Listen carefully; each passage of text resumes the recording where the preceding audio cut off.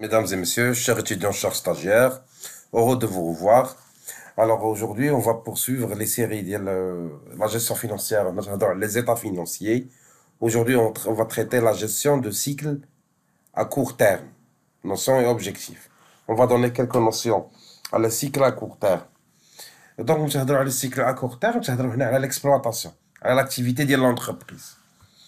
Donc, on va le court terme, c'est-à-dire quoi? C'est lorsqu'on parle de la gestion du cycle à court terme, comment c'est un composant essentiel de l'activité de l'entreprise. Le داخل ce qu'on appelle l'analyse financière de l'entreprise. علاش elle englobe toutes les activités liées à la gestion de l'actif ou passif courant. C'est-à-dire quoi? يعني on gère ce qu'on a comme propriété شنو تنمتلكو حنايا مع les dettes ولكن في une période اللي هي inférieure à une année. À travers ce qu'on appelle la gestion du cycle à court terme, on تنحاولوا نشدوا داك l'équilibre ديال l'entreprise ما بين les recettes ou les dépenses ديالها mais à court terme. Par exemple, عندي un stock, خاص نشوف la rotation ديال stock و je dois gérer les créances clients باش يدخلوني l'argent من عند les créances clients tout en liquidant le stock. Ou en même temps, je dois régler tardivement les fournisseurs mais يكونش عندي un manque de liquidité. En même temps تنحاول نجيري داك لو سيكل à court terme بحيث ان ما يكونش عندي un décalage de trésorerie, ما يكونش عندي نقص من الفلوس. Je dois gérer la relation بيني وبين les clients بحيث le client يخلصني على الكري, il me paye plus tôt, ou je dois payer le fournisseur plus tard. Pourquoi? Parce que ما يكونش عندي un besoin de trésorerie. Donc la gestion du cycle à court terme et vise à maintenir l'équilibre entre les recettes et les dépenses, mais à court terme, à l'activité de l'entreprise. Donc les principaux éléments, ils touchent le cycle, les éléments à court terme, ce qu'on appelle les éléments courts. Alors les éléments de l'actif, qu'est-ce qu'ils touchent? Premièrement, le stock. Donc, on gère ce qu'on appelle les commandes, le stockage et la rotation du stock pour éviter soit une rupture ou un surplus de stock. Surplus de stock, surplus de charge à l'entreprise. Ou une rupture de stock, c'est un problème vis-à-vis les clients. Parce qu'on a des délais à retenir avec les clients. La deuxième chose, l'actif courant à prendre en compte, on a les créances clients. C'est notre argent, c'est les clients, c'est les crédits qu'on donne les clients. Donc, je vais chercher quoi? À réduire le délai de paiement pour assurer l'entrée de la liquidité de l'entreprise. Assurer le flux de. Donc, on doit gérer les créances clients. Bien sûr, trésorerie, on cherche la gestion des délais clients, on cherche à gérer la liquidité pour ne pas tomber sur le besoin. Un besoin de fonds de roulement, ou un besoin de liquidité, ou là, on a des besoins opérationnels, parce qu'on a une trésorerie qui va subvenir les besoins d'Yaouli. Donc, on doit assurer la liquidité. Pour le passif courant, on va parler des dettes fournisseurs. Les dettes fournisseurs, on va, à travers la gestion du cycle à court terme, on va chercher à optimiser le délai fournisseur. Comment que le délai fournisseur plus tard, comment ça sera mieux. Donc ça, nous allons la dette fournisseur. Ou les autres dettes courantes, les dettes fiscales, les dettes sociales. Ce sont les autres dettes ou les provisions à court terme. Ce sont d'autres dettes courantes sur lesquelles il faut savoir la gérer pour ne pas tomber en manque de trésorerie ou un décalage de trésorerie. Donc, le cycle à court terme, il touche tout ce qui est en relation avec soit l'actif courant, ou ce qu'on appelle l'actif circulant, ou là le passif courant, ou là le passif circulant. Donc, c'est quelque chose qui bouge pour une période inférieure à une année. Maintenant, on va passer les objectifs de la gestion à court terme.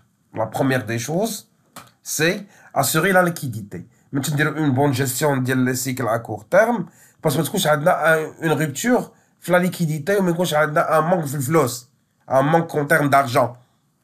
C'est pour cela on cherchait à bien gérer le cycle à court terme pour disposer de la liquidité, pour gérer les crédits ou les engagements, pour payer nos dettes à court terme.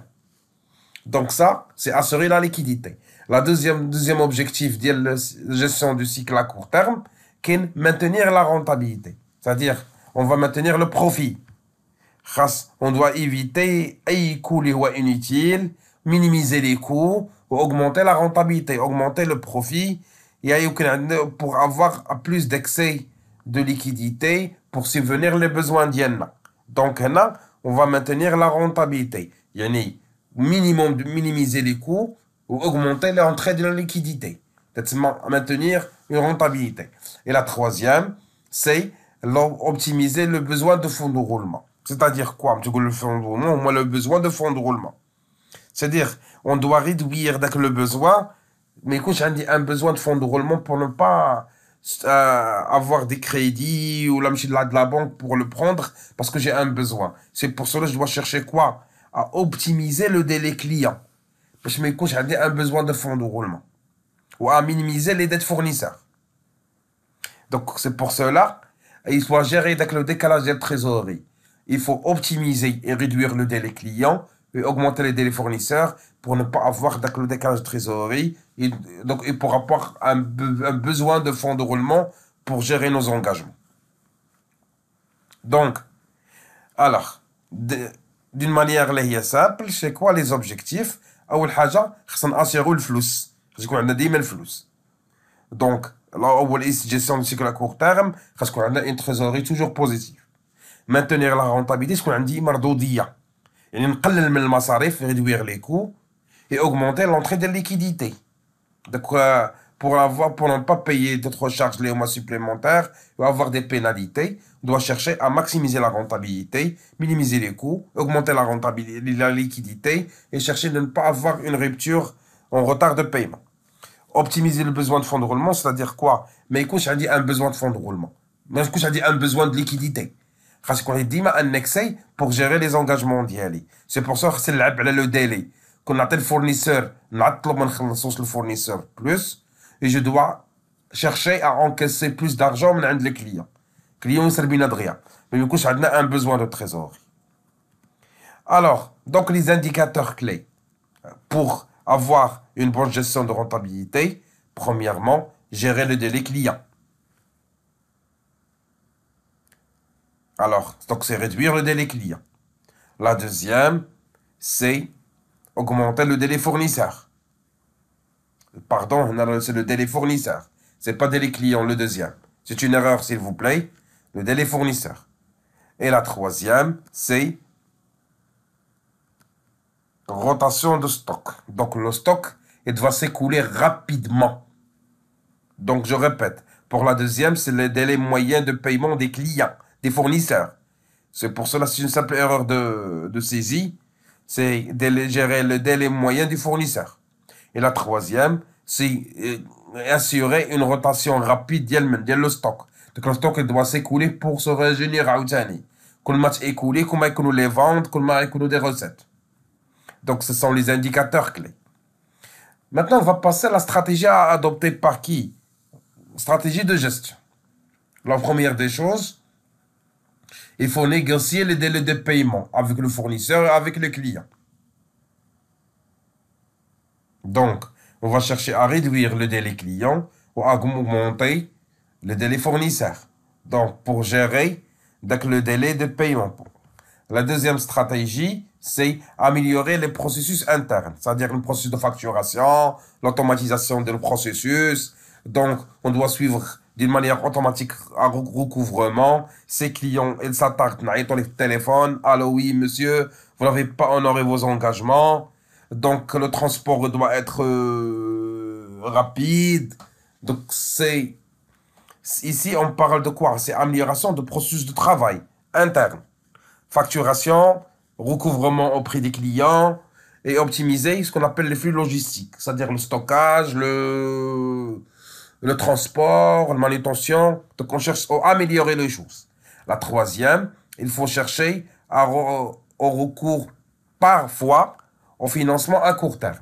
C'est-à-dire, si on a un problème de décalage de trésorerie, il faut chercher la banque à travers ce qu'on appelle une facilité de caisse ou la ligne d'escompte ou la facturage pour récupérer les créances donc, qui cause un retard pour notre liquidité. Donc là, on doit utiliser des moyens de crédit à court terme, c'est ce qu'on appelle les crédits de trésorerie, auprès de la banque, pour nous assurer de l'entrée d'argent. خاصنا نعطيوهم دوك les créances ويعطيونا فلوسهم en attendant que les clients nous payent. C'est ce qu'on appelle hadith, ce qu'on appelle l'escompte commercial, ou bien on va assurer à travers une société de factoring ou là de facturage. Il y a qui va gérer la relation le besoin d'Yanna ou le financement d'Yanna à travers des lignes de crédit qui sont qui facilitent les choses pour nous. Mais chaque chose a un risque ou a une partie et une contrepartie. Donc là, on va parler de quoi? Un risque et contrôle. Donc pour appliquer à de la gestion, là, quand une mauvaise gestion du cycle à court terme, ça va nous causer quoi? Un risque. Si je suis une entreprise qui n'a pas bien géré le cycle à court terme, donc on aura un risque d'insolvabilité. Donc là, quand on augmente le délai le client, on réduit le délai fournisseur, c'est une mauvaise gestion du cycle à court terme. Et le fournisseur, on va le payer rapidement, mais les clients, il va être en retard pour nous payer. Donc, on a un risque, on n'a pas d'argent. Ce qu'on appelle un risque d'insolvabilité. Donc, on ne peut pas payer nos engagements. Donc, on a dans ce cas, c'est un risque de quoi? D'une mauvaise gestion des flux entrants et sortants dans l'entreprise. Ce qui nous va créer une difficulté de paiement. Donc, pour contrôler le cycle à court terme d'une manière budgétaire, donc qu'est-ce qu'on va faire?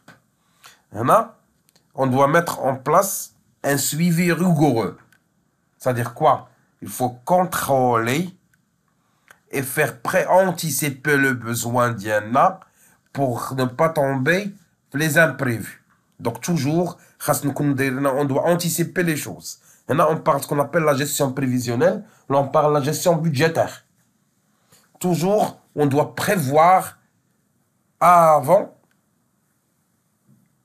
les besoins de l'entreprise. Donc, qu'est-ce qu'on va faire maintenant? Donc, on doit faire des décisions sur lesquelles on se base sur des prévisions pour ne pas tomber l'imprévu. Par exemple, j'ai fait une gestion budgétaire, j'ai anticipé, j'ai épargné un peu d'argent, j'ai de Corona. C'est pour ça que je dis coronavirus. Automatiquement, l'activité elle a stoppé pendant 3 mois ou 4 mois. Automatiquement, dès que le besoin ou dès que l'argent que j'ai eu trésorerie, j'ai mis de côté, il m'a aidé pour subvenir les charges d'y aller au moment de Corona. Donc là, on va faire ce qu'on appelle une prévision. On anticipe les besoins de l'entreprise, mais à la tissa. C'est pour cela. Donc là, on a une vision anticipative ou la prévision. J'espère à partir de la vidéo j'ai bien expliqué c'est quoi la gestion du cycle de trésorerie, à court terme bien sûr. Le délai client, le délai fournisseur. Donc après la vidéo, on va passer à analyser le cycle à court terme. Généralement, pour le stock, pour le client et pour le fournisseur. Alors aujourd'hui, on va poursuivre le cours des états financiers ou la gestion du cycle à court terme. Là, on va analyser le cycle. Au plus précisément, on va traiter la relation dans l'entreprise. On va analyser la rotation du stock, la relation avec le client et la relation avec le fournisseur. Bien sûr, à travers des formules sur lesquelles, dans la troisième vidéo, on va traiter un exercice qui va éclaircir les choses. Donc, on va commencer. Donc, pour analyser le cycle à court terme, il va y avoir 3 concepts. Le stock, la relation avec le client et la relation avec le fournisseur. Est-ce qu'on m'a écoulé? Plus que le stock est écoulé, plus que la recette d'argent, ça ce qu'on a dit, la recette d'argent. Les recettes d'une manière générale. Donc, au plus que je gère bien la relation avec le client fournisseur, c'est ce qu'on a dit, une liquidité. Plus d'argent on a les clients et moins de charges les fournisseurs. C'est pour cela qu'on va commencer à analyser étape par étape. Le client, stock, client et fournisseur. Alors, on va commencer. Pour analyser le cycle à court terme, on va tenir plusieurs notions et formules à comprendre. Telles que la première des choses, c'est la rotation client. ou le taux de rotation des comptes clients. C'est-à-dire quoi? Yani, comment l'entreprise elle parvient à récupérer les créances d'ILHA les clients pour la convertir en liquidité. C'est-à-dire, Tibilina, la rotation. Combien de fois tu le client par an? Yani, la rotation, c'est-à-dire, c'est l'efficacité de l'unité de recouvrement de l'entreprise. Alors, c'est combien de fois je récupère mon argent de chez les clients. Donc, c'est un indicateur. Plus que je récupère rapidement les clients, mon argent de chez les clients, plus que le taux de rotation, il sera meilleur. Donc, moins de récupération, donc un taux de rotation qui sera faible. Alors, comment on calcule la rotation? Il y a une formule qui stipule quoi? La rotation client, le chiffre d'affaires annuel, divisé à la moyenne des créances clients.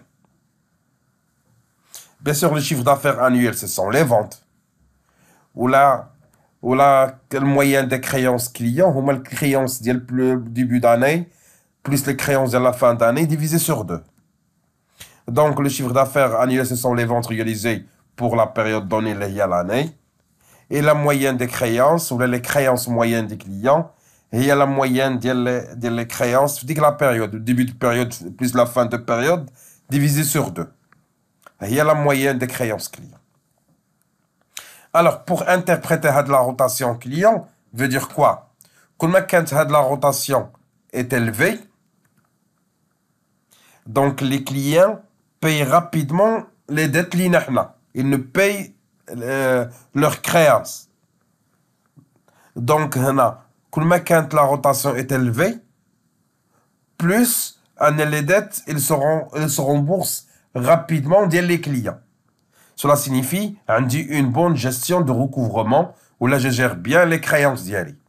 Et quand la rotation est élevée, les clients ils ne payent rapidement.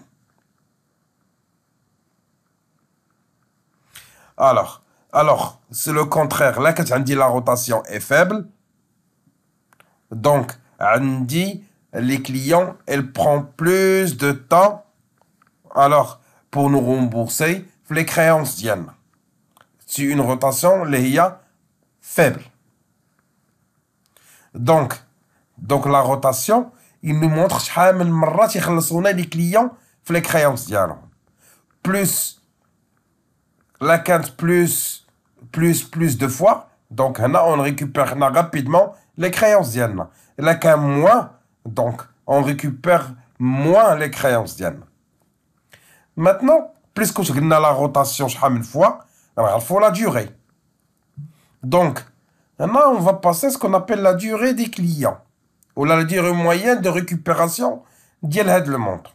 Là, le nombre de fois, automatiquement, sur combien de temps on récupère de l'argent d'Yann. C'est la durée client. Alors, comment on le fait? Donc, il y a une formule qui stipule, bien sûr, la récupération, c'est en termes de mois, là, en termes de jours. Donc, la durée, en termes de jours, il y a les créances moyennes des clients, 360 jours, divisé par le chiffre d'affaires annuel. Ou bien, tout simplement, peut-être qu'il y a 360 jours, on consomme la rotation client. C'est la durée de combien de jours ils nous payent les clients. Ou ils nous payent rapidement, ou là ils nous payent en retard. Il y a 360, le nombre de fois les clients, sur combien de temps les clients sont. Donc, bien sûr, on va répéter le chiffre d'affaires annuel ou les ventes. Bien sûr, la moyenne des créances clients, ou les créances clients. Créances du début de période plus le fin de période. Donc, comme interprétation, comme quand la durée est courte, comme quand la durée rapta, indique que les clients ils payent rapidement. Donc, c'est une bonne gestion de trésorerie. يعني إلا كان الكليون تيخلصونا 6 المرات في العام 6 fois par an. En 360 divisé sur 6 fois. Il y a une paye sur combien? Sur chaque 60 jours. يعني كل شهرين تيخلصونا.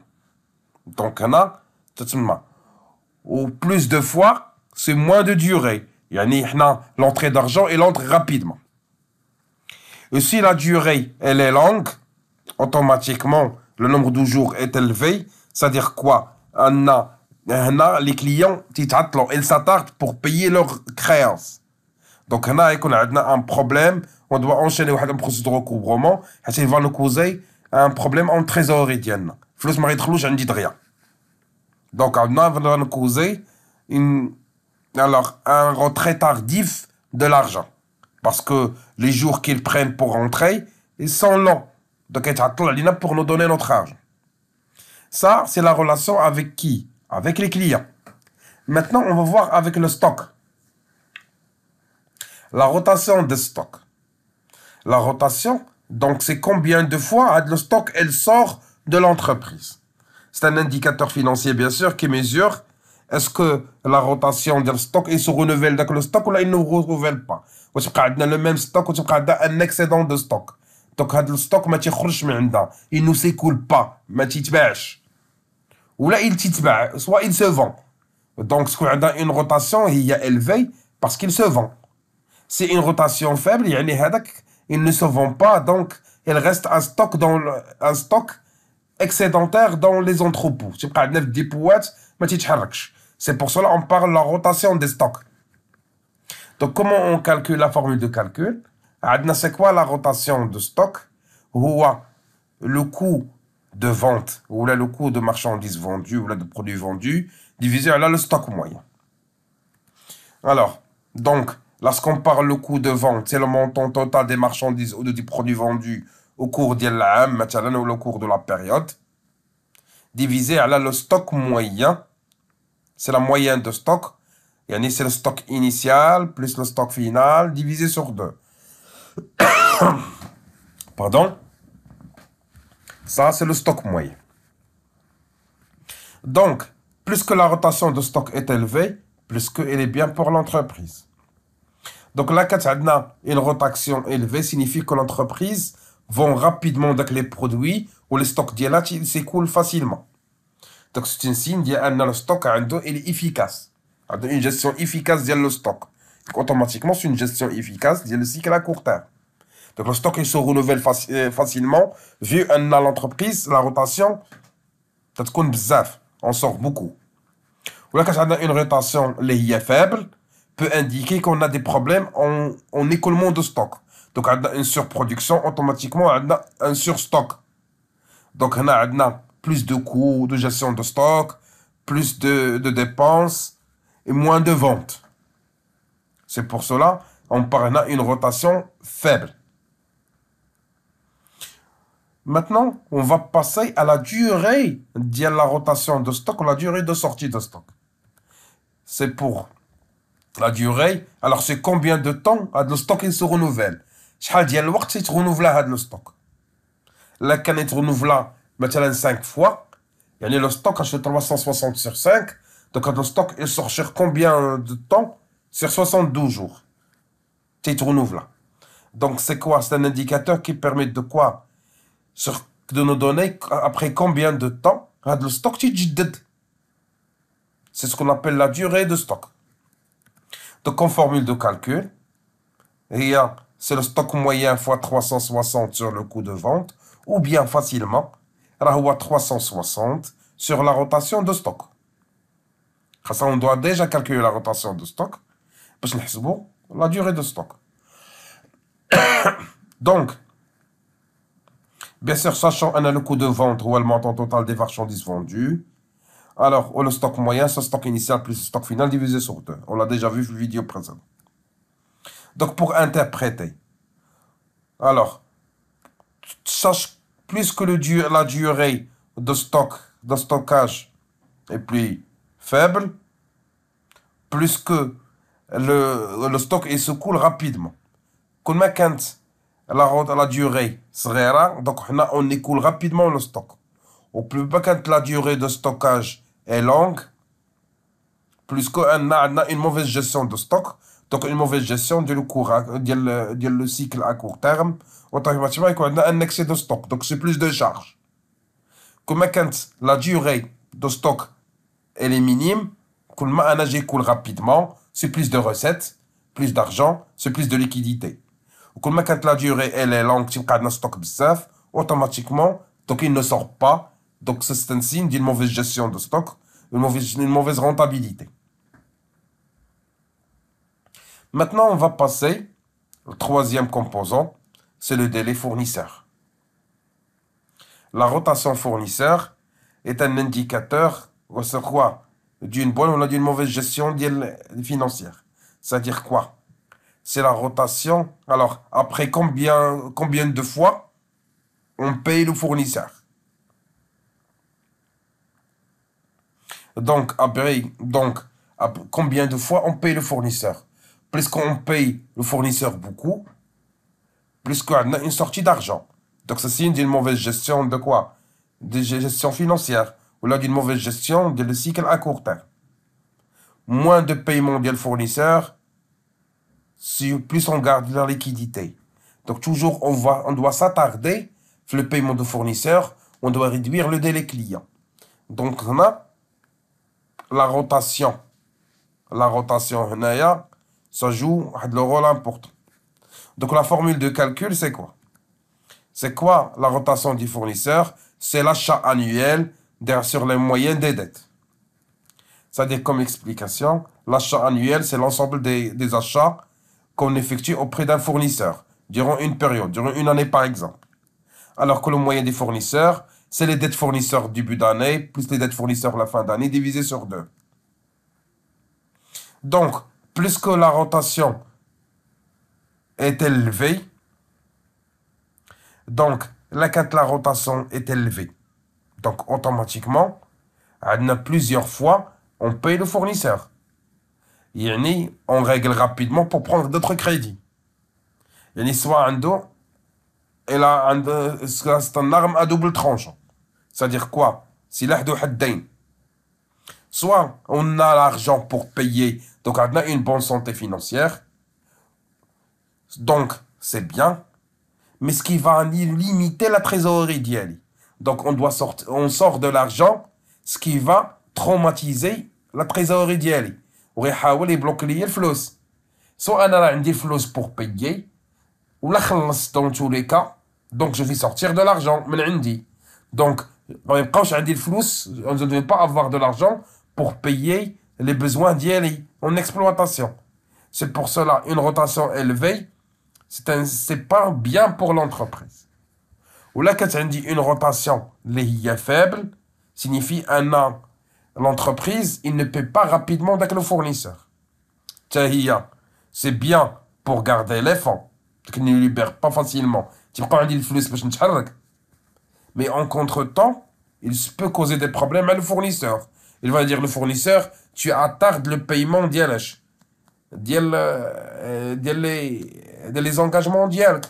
Donc là, ça va causer des problèmes avec le fournisseur. C'est un arme à double tranchant.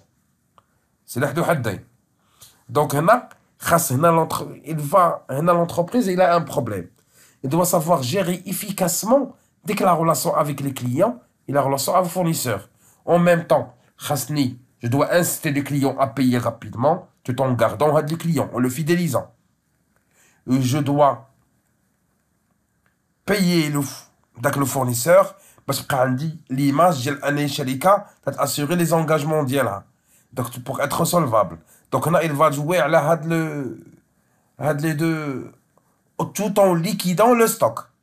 Ou خاصنا liquider le stock ديالنا. ما يكونش عندنا un excès ديال le stock. Donc c'est vraiment une tâche importante. Maintenant, on va passer à la durée fournisseur. C'est-à-dire quoi la durée fournisseur? C'est-à-dire le temps qu'on prend pour payer un fournisseur. Est-ce qu'on le paie rapidement ou on le paie? C'est en termes de jours. C'est-à-dire quoi la formule d'Yellow? Donc, c'est les dettes fournisseurs fois 360 jours divisé à l'achat annuel. Ou bien, c'est quoi la durée fournisseur? Il y a 360 à la rotation des fournisseurs. Donc, Bien sûr, l'achat annuel, c'est le montant des achats qu'on effectue auprès d'un fournisseur pendant une période. ومتى نقولوا على les dettes fournisseurs, moyen des dettes fournisseurs, ce sont les dettes du début d'année plus les dettes de la fin d'année divisées sur deux. Donc, comme interprétation, plus que la durée est courte, signifie que l'entreprise a l'argent. Donc, ce qui va influencer, il va influencer à une sortie de trésorerie d'IALA. Il va limiter la trésorerie d'IALA. Mais, donc, comme étant un signe d'il a une santé financière. Mais en même temps, c'est pas bien pour l'entreprise parce qu'elle va sortir de l'argent. Donc, il y a un manque de liquidité. Au plus quand les durées, elle est longue, nombre de jours élevé, donc je dois garder l'argent pour assurer l'exploitation ديالي. يكون عندي الفلوس باش نغطي بها التكاليف ديالي، المصاريف ديالي. Mais il ne faut pas chercher ne pas à avoir des problèmes avec les fournisseurs. Donc, comme j'ai déjà expliqué, même pas une minute, d'abord les 2 minutes, donc l'entreprise doit savoir bien gérer les durées pour ne pas tomber des préjudices mais les fournisseurs diawla. Maintenant, on va passer à un autre concept, c'est la période moyenne de maturation économique, ou le cycle d'exploitation brute.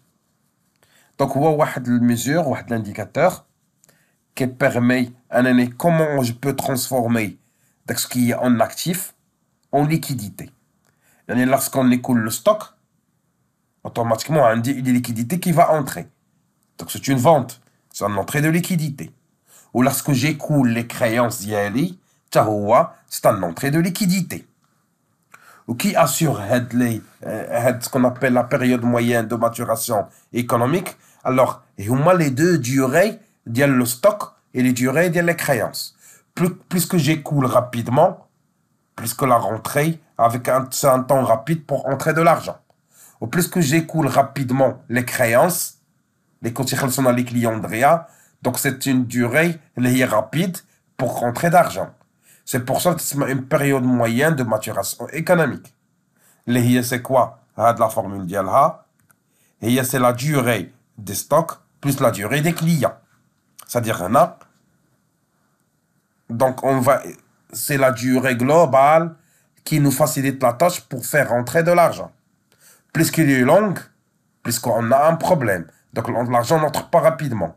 Plus qu'il est petite, plus que l'argent il entre facilement. Donc pour interpréter. Donc le PME court, c'est-à-dire l'entreprise a une faible, donc elles vont rapidement et écoulent ce stock rapidement et encaissent rapidement de l'argent auprès des clients d'Yala. Donc les liquidités elles entrent facilement. C'est un PME courte. La durée de maturation économique, moyenne de maturation économique, c'est courte, c'est une durée. Donc, on écoule rapidement le stock d'Yana, où l'argent, il entre les clients. Donc, les créances, ils sont plus rapides à régler. Au plus qu'on parle de PME longue, c'est-à-dire plus que longue, plus que les stocks s'écoulent, le stock, où les créances ne se payent pas rapidement, ça va jouer sur la liquidité de l'entreprise. C'est une période pour nous donner notre argent. C'est pour cela qu'on parle de PMME, la période moyenne de maturation économique longue. Maintenant, on va passer la période moyenne de maturation financière. C'est le cycle. C'est la période de maturation moyenne de maturation économique, moins la durée du fournisseur. C'est-à-dire ce qu'on appelle le cycle d'exploitation net. Yani, le PMMF, la période moyenne de maturation financière, est égal au PMME moins la durée des fournisseurs. Yani, c'est quoi? C'est on transforme toutes les ressources en liquidité tout en payant les durées de récupération de l'écoulement de stock, plus la durée d'écoulement les créances, donc pour récupérer la liquidité, tout sans s'extraire les durées qu'on prend pour payer les fournisseurs. Donc la durée qui reste, c'est le cycle d'exploitation net. C'est le net, les IMPRA. Donc, plus que la durée est courte, indique que l'entreprise elle écoule facilement le stock, elle récupère rapidement les créances, ou elle paye, et là elle gère bien le délai avec le fournisseur. C'est une période moyenne de maturation financière courte. Au coup de la période de maturation, moyenne de maturation financière longue, ça veut dire quoi? Qu'on n'écoule pas facilement. Donc la durée qui est la plus grande d'écoulement de stock. On récupère difficilement les créances. Donc on prend de temps pour récupérer les créances. Ou on paie rapidement le fournisseur. On a des fournisseurs qui sont exigeants. Donc on cherche à récupérer. Donc c'est pour cela la période de maturation, moyenne de maturation financière, la 4 langues, ça va causer un troublement sur le budget ou sur la trésorerie de l'entreprise. Alors, j'espère que vous avez bien saisi l'analyse du cycle à court terme en vision de stock, en vision de client et en vision de fournisseur. Donc, la vidéo prochaine, on va traiter un exercice d'application de l'analyse du cycle à court terme, avec un exercice d'application qui sera facile, avec des interprétations. Passez une excellente soirée et à la prochaine. Salam alaikum. Alors, mesdames et messieurs, chers étudiants, chers stagiaires, heureux de vous revoir. Alors, au lieu, on va traiter, on va mettre en application de ce qu'on a traité la séance précédente, à l'analyse du cycle à court terme de l'entreprise. Bien sûr, un exercice d'application, ce sera un atout supplémentaire pour bien comprendre ce qu'on a fait sur la rotation client, fournisseur, stock et leur durée, ainsi que la période moyenne de maturation économique et la période moyenne de maturation financière. Donc, on a fait l'exercice. Qu'est-ce qu'on a fait l'exercice? Dans l'objectif, on va analyser deux entreprises, les Boeing ou Airbus. De point de vue vente, de point de vue créance client, de point de vue dette fournisseur, donc au point de vue écoulement de stock.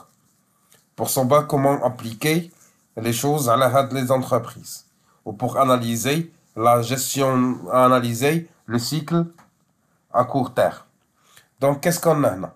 On a les 2 années de Airbus pour l'année 2022 et 2023 et Boeing pour l'année 2022-2023. On a les coûts de vente, on a le stock moyen, les montants d'Yalhom, on a les ventes, on a les créances clients moyennes, on a les achats, on a les dettes fournisseurs moyennes. Bien sûr, en millions d'euros. Comme travail à faire, il faut calculer et interpréter les rotations de stock clients et fournisseurs et la durée client, stock et fournisseur. Et à la fin, il faut calculer la période moyenne de maturation économique et la période moyenne de maturation financière pour les 2 années 2022 et 2023 pour les 2 sociétés. C'est qu'on va mettre en application ce qu'on a vu tout à l'heure. Alors, pour bien cerner les choses, donc, Adna, le tableau. Adna, Airbus pour 2023 et 2024 et Boeing pour 2023. J'ai séparé pour faciliter les calculs, selon les formules. Alors, on va commencer avec la rotation de stock. C'est quoi? On a dit, c'est quoi la rotation de stock? La rotation de stock, c'est le coût des ventes divisé par le stock moyen. C'est ça la formule qu'on a vue dans la séance précédente. On a le coût de vente. Il y a 55 402 en millions d'euros. Ou en plus de ça, on a 32 971,50. C'est le stock moyen. Donc, on va diviser le coût de vente divisé sur le stock moyen. Ce qui va me donner 1,68. La même chose pour 2022 pour Airbus, 1,58. Pour Boeing en 2023, ça y est la même chose, c'est 0,86. Et pour Boeing 2022, donc c'est 0,80. Ça, c'est la rotation de stock. C'est-à-dire combien le stock il s'écoule une fois 0,68, une fois 0,58 pour Airbus pour 2022 et 0,86 et 0,80 pour Boeing. Alors, pour interprétation de la rotation de stock, donc il y a une différence. Alors, pour interpréter chez Airbus, donc pour Airbus, la rotation de stock est stable parce qu'il sort 2022, il a sorti une fois, il a écoulé une fois 0,58 en 2022 ou en 2023 une fois 0,68. Donc il y a par rapport au Boeing, un Airbus, elle gère efficacement de stock. Il y a à peu près 1,7 fois par an. Donc on a une bonne gestion de stock. Alors qu'au Boeing, il n'accumule même pas une fois. Il gère mal la rotation de stock d'IALA. Donc on a une fois le stock. Donc il prend de temps pour sortir le stock d'IALA, mais les entrepôts d'IALA. Vu, donc c'est même pas une fois par an. Il peut être 0,86 fois. Il prend plus d'une année pour s'écouler le stock d'IALA. Donc, on a une gestion de stock qui est moins efficace. Par exemple, une fois. Donc, Airbus, il gère mieux son stock parce qu'il sort plus qu'une fois et demie. Ça me marre, ça sera le stock d'IALA par année. Alors que Boeing, il n'atteint même pas une seule fois. Ça, c'est pour la rotation client. Rotation de stock. Maintenant, on va passer aux rotations client. On a dit c'est quoi la rotation client?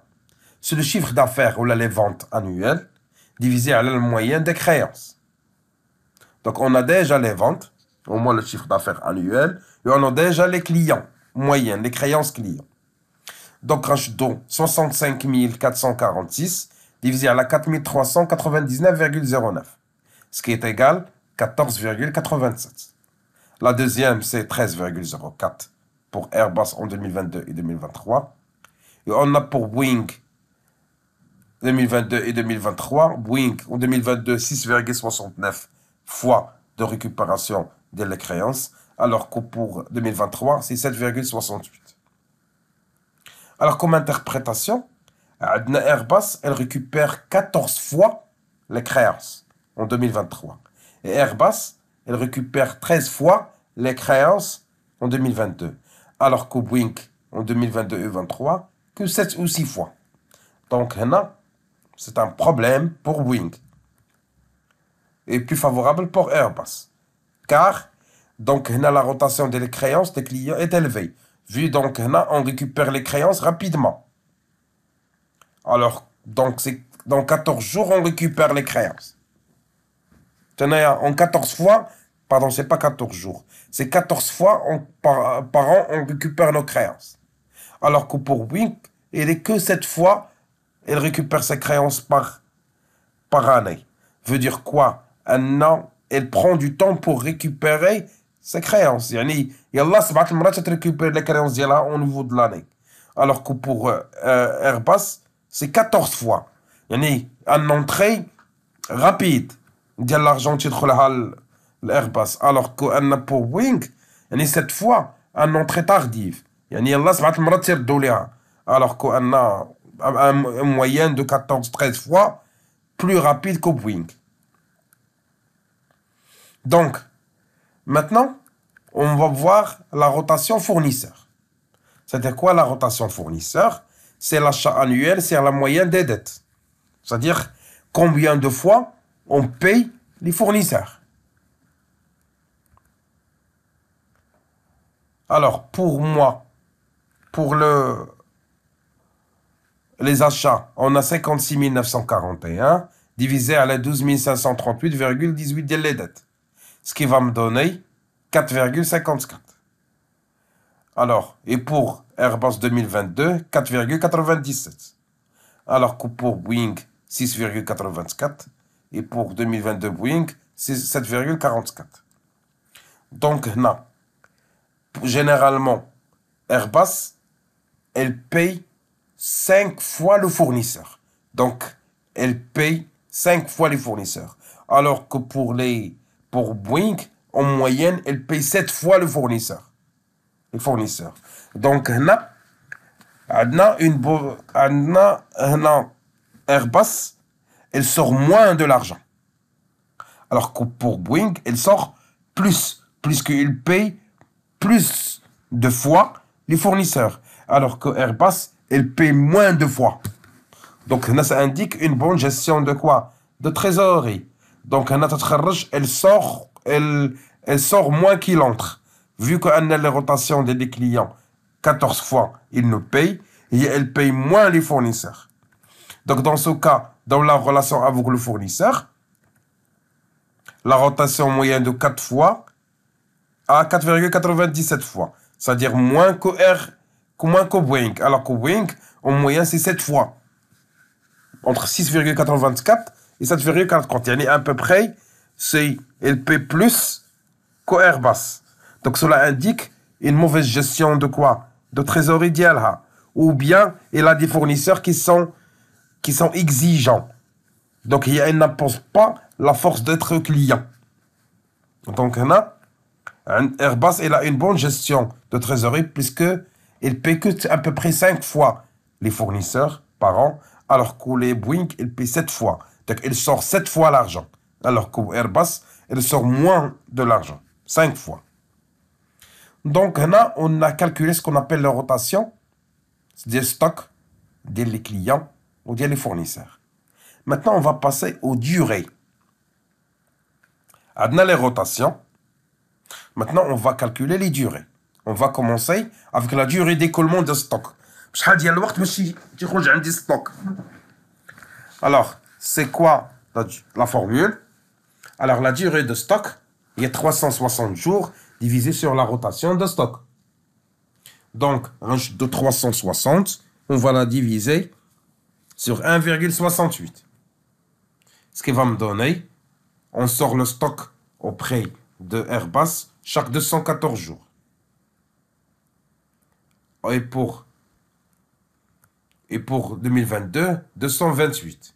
Alors que pour Boeing, on sort le stock chaque 419 jours. Il y en a plus d'une année. Et pour 2022, 450. Pire. Donc, on prend de temps pour écouler le stock. Donc, pour Airbus, c'est moins d'une année. Alors que pour Boeing, c'est plus d'une année. Donc, il s'attarde. Donc, comme interprétation, sur le stock, de la durée, donc, Airbus, facilement, a une durée plus courte que pour Boeing. C'est 214. Donc, moins que Boeing. C'est-à-dire, le stock, il s'écoule facilement à Airbus. Alors, pour Boeing, il s'attarde. Donc, on a une durée qui est longue, c'est-à-dire, c'est une mauvaise gestion de quoi? Une mauvaise gestion de stock. Donc, puisqu'il dépasse une année, elle va devenir un stock immobilisé. Il a dépassé une année. Maintenant, on va passer aux rotations clients. Donc, la durée client. C'est quoi la durée des clients? C'est le 360 jours divisé par la rotation de clients. C'est-à-dire, après combien de jours ils nous payent les clients. Donc, un chute 360 divisé à la 14,87. Les clients de Airbus après 24 jours. 2023, après 28 jours en 2022. Alors, pour Boeing, elle nous prend du temps. 47 jours et pour 54 jours. Donc, les clients de Airbus, ils payent rapidement. Alors que les clients de Boeing, ils payent tardivement. Alors que les clients de Airbus, ils payent chaque 24 ou 28 jours. Donc, comme interprétation des choses, donc, les clients, la durée courte veut dire que les clients ont une gestion efficace des créances clients auprès d'Airbus. Donc, on gère bien le délai client. Alors que pour le Boeing, on a une gestion longue des créances clients. Donc, on a une difficulté de récupération des créances. C'est à les clients. Maintenant, on va passer aux rotations fournisseurs.